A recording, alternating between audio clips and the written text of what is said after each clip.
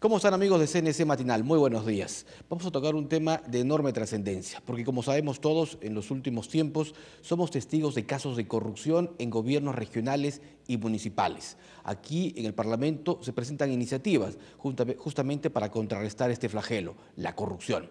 El congresista Javier Bedoya de Vivanco está con nosotros para hablar justamente sobre el tema, porque además él tiene un importante proyecto de desarrollo constitucional sobre el tema. Congresista, muy buenos días. Muy buenos días, gusto estar con ustedes. Cuéntenos, por favor, el texto, el contenido de su iniciativa. Cómo no, con todo gusto. De repente es conveniente un pequeño antecedente. Correcto. Todos los oyentes son conscientes que en las últimas semanas o meses han habido muchos escándalos de nivel nacional por presidentes regionales, gobiernos regionales y también gobiernos locales o municipales que han sido sus titulares denunciados, muchos de ellos presos y otros están fugados, por muy malos manejos en los fondos públicos que les corresponde administrar, habiéndose llegado a constituir en algunas circunscripciones inclusive mafias, incluyendo sicariato, o sea, mandando asesinar a gente que se les oponga. El caso emblemático es Ancash, pero Tumbes, como Cerro de Pasco y otros tantos gobiernos regionales no están exentos y han entrado bajo la lupa del gobierno, del Estado peruano en su conjunto, para fiscalizar el correcto uso de los recursos públicos. Así, amparándose en una ley de tesoro público, ha habido una intervención en alguno de estos gobiernos regionales para que temporalmente el Estado, respetando la autonomía regional y municipal, pueda intervenir esos gobiernos.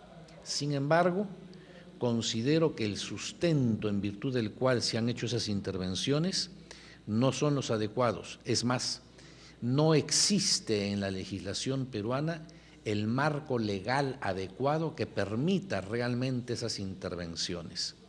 Para cubrir ese vacío y poder hacer una labor eficaz de fiscalización, es que a principios de agosto he presentado un proyecto de ley que lo que pretende es desarrollar el control que corresponde ejercitarse por el Estado a los gobiernos regionales y municipales, lo que está contemplado en el artículo 199 de la Constitución. Para esos efectos, he revisado antecedentes, he revisado legislación comparada y he encontrado que virtualmente en todos los países existen normas, ya sea constitucionales o legales, que facultan estas intervenciones. Creo que la que más se adecúa a nuestra realidad es lo que contempla la Constitución española y un poco siguiendo la línea que ellos han trazado, pero sin dejar de lado que hemos estudiado legislación del Brasil, de Colombia, de Argentina, de diferentes países de la región e inclusive de Europa. Entonces hemos presentado este proyecto que tiende a crear los sistemas de control adecuado, introduciendo un nuevo artículo en la Ley de Bases de Descentralización y añadiendo texto a los artículos vigentes de la Ley Orgánica de Gobiernos Regionales y la Ley Orgánica de Gobiernos Municipales. ¿Qué es, en resumen, lo que se busca?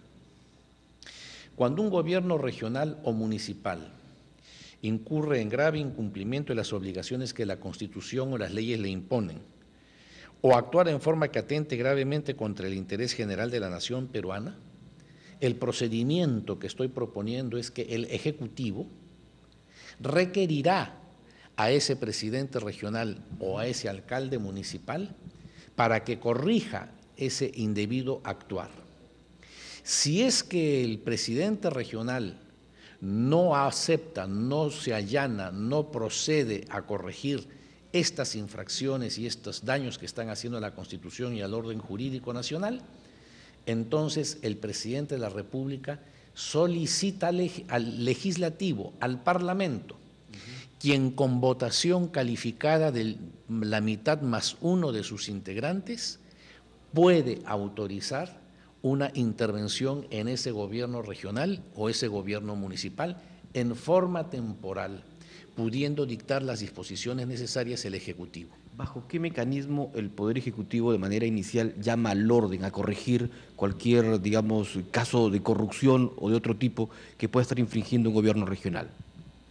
mediante el procedimiento que estamos estableciendo de cursar comunicación al gobierno regional pertinente, indicando cuáles son las infracciones que se están cometiendo, las faltas que se están cometiendo, los excesos en que se están incurriendo, para que se proceda a corregir. Previo, digamos, intervención también de la Contraloría. Nada impide que paralelamente la Contraloría también intervenga, pero lo que sucede es que cuando la Contraloría interviene es para detectar los malos usos de los recursos públicos y hacer los cargos pertinentes para que presenten su descargo las autoridades y eventualmente que tengan las sanciones pertinentes.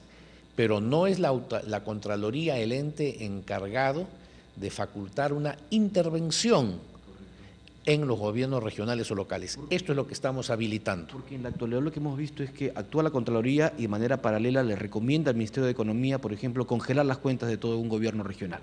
Ese es el único procedimiento que están en este momento habilitados a hacer, amparándose en la Ley de Tesorería Pública. Y creemos que una cosa es congelar las cuentas y otra cosa es intervenir el gobierno regional o el gobierno municipal. Y creemos que lo que corresponde en estos casos, sobre todo cuando hay delitos que origina la detención y enjuiciamiento de un presidente regional o de un alcalde, no puede quedar acéfalo ese gobierno regional o municipal.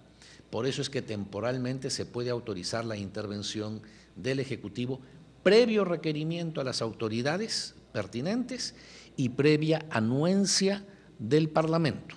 Ahora, el Ejecutivo interviene, pero ¿qué tiene que ocurrir en medio de esta, digamos, de esta situación, congresista Bedoya, para determinar que hay un caso de corrupción o de cualquier otro delito en un gobierno municipal o regional?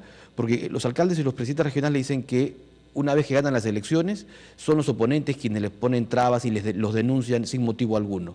¿Cómo encontrar asidero para poder realizar esta intervención, o primero, mejor dicho, el llamado a atención y luego la intervención?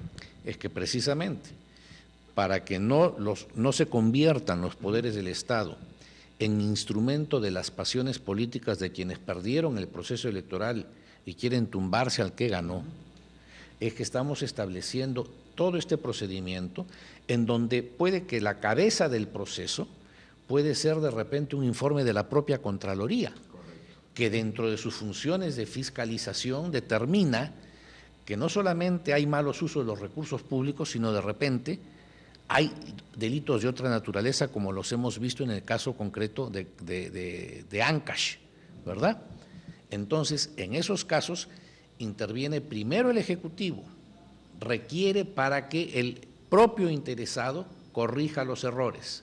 Si no lo hace, se solicita autorización al Legislativo, al Parlamento. Entonces, son los poderes del Estado los que, para dar mayor visos de legitimidad y de independencia, que no se está convirtiendo esto en un instrumento de persecución política, haciendo eco de las pasiones políticas de quienes perdieron la elección frente a quien está gobernando la región o el municipio, para darle ese manto de seguridad es que intervienen. ¿Podría el Ejecutivo solicitar y el Parlamento negarse a otorgar esa atribución, esa facultad?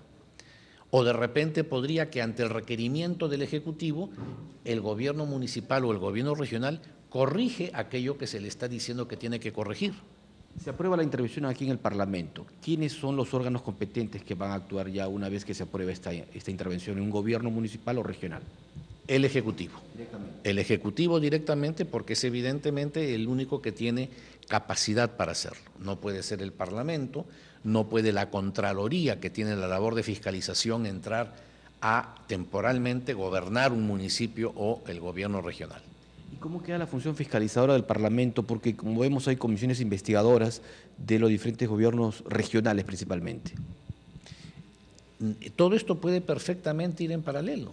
Y puede ser que inclusive sea a raíz de estas comisiones investigadoras del Parlamento que se determina o se detectan estas irregularidades y en consecuencia el Parlamento pone esto en conocimiento del Ejecutivo para que siga el procedimiento de solicitar al gobierno regional o municipal que corrija los errores, enmienda lo que está haciendo equivocadamente o el desconocimiento de la legislación nacional, porque no solamente se puede dar esto en casos en los que haya actos de inmoralidad. Hemos visto cómo muchas veces los gobiernos regionales creen que no forman parte de un Estado unitario y que son una isla al interior del país. Por ejemplo, hace unos años, ¿no recordamos acaso cuando se dio legislación para combatir el sembrío ilegal de la coca, cómo el gobierno regional del Cusco de ese entonces, que no es el actual, dictó ordenanzas regionales declarando a la región del Cusco como zona de cultivo libre de la coca, contraviniendo al gobierno central, contraviniendo la Constitución y las leyes que combaten y persiguen el narcotráfico, contraviniendo los acuerdos internacionales que el país, el Perú como país, como nación, tiene suscrito con otros países? Entonces, este tipo de excesos, que no necesariamente es mal uso de recurso público, no necesariamente conlleva un acto de inmoralidad en el manejo de recursos públicos, sino un acto de desconocimiento de que el Perú es un país unitario y para preservar su unidad, descentralizado sí, pero unitario, es que también caben este tipo de intervenciones. Congresista, ¿dónde se encuentra actualmente su proyecto de ley? Ingresó el 5 de agosto a mesa de partes y ha sido derivada a la Comisión de Descentralización. Está en manos de ellos el verlo. Yo he estado pacientemente esperando. Entiendo que nos hemos constituido como comisiones un poco tarde, pero yo voy a conversar con Manuel Damer, que es el presidente de la Comisión de Descentralización, para que priorice este proyecto de ley, que en lo que haya que mejorar, que lo hagan, sin duda. No pretendo que esto sea una cosa no susceptible de mejorarse, pero es una norma que el país requiere. Correcto, le agradezco mucho. No, las gracias a ustedes. Muy buenos días. Muy gentil. El congresista Javier Bedoya de Vivanco, entonces, dándonos alcances de este proyecto que ya se encuentra en la Comisión de Descentralización y que busca justamente enfrentar los casos de corrupción u otros delitos que se pudieran cometer en los gobiernos regionales y en los gobiernos municipales. Seguimos con CNC Matinal.